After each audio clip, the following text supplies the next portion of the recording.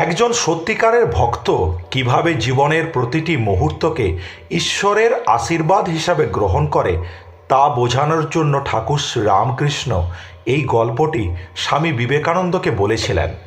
বনবাসে থাকাকালীন একবার জঙ্গলে একাকী ঘুরতে ঘুরতে প্রভু শ্রীরাম খুবই তৃষ্ণার্ত হয়ে ওঠেন।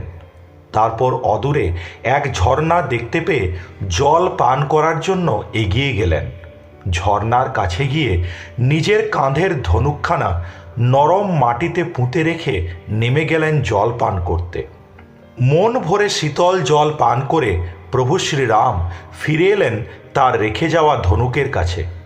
ধনুকটি উঠিয়ে কাঁধে রাখতে যাবেন এমন সময় লক্ষ্য করলেন ধনুকের ডগায় রক্ত লেগে রয়েছে। অবাক হয়ে প্রভু শ্রীরাম রক্তের দাগের কারণ অনুসন্ধান করতে লাগলেন। দেখলেন এক অসহায় ব্যাঙ তার ধনুকের আঘাতে আহত হয়ে পড়েছে। পরম করুণাময় প্রভু শ্রীরাম তৎক্ষণাৎ সেই ব্যাঙটিকে তার হাতে তুলে নিলেন। তারপর বললেন, হে প্রিয় ব্যাঙ, অজান্তে তোমায় আঘাত করে আমি খুবই দুঃখিত, কিন্তু আঘাত পাওয়ার সাথে সাথেই তুমি তো আওয়াজ করতে পারতে, তুমি তো অভিযোগ জানাতে পারতে, তা তো তুমি করলে না। কোনো সাপ তোমায় আক্রমণ করলে তুমি তো ডেকে ওঠো, তাহলে আজ কেন তুমি সব কিছু নীরবে সহ্য করে গেলে?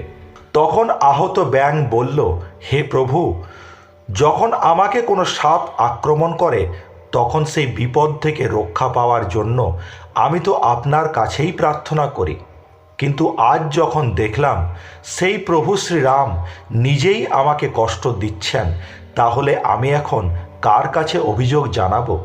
তাই আমি কোনো আওয়াজ করতে পারিনি, বরং এই যন্ত্রণা সহ্য করার শক্তি দেওয়ার জন্য আমি আপনার কাছেই প্রার্থনা করছিলাম।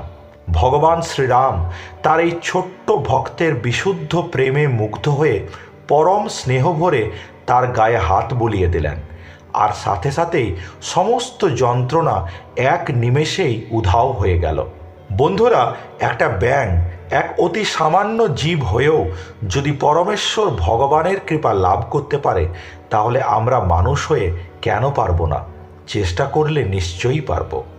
বন্ধুরা, ভিডিওটি ভালো লাগলে চ্যানেলটি সাবস্ক্রাইব করতে ভুলবেন না যেন। খুব শীঘ্রই আবার দেখা হবে পরবর্তী ভিডিওতে। ধন্যবাদ।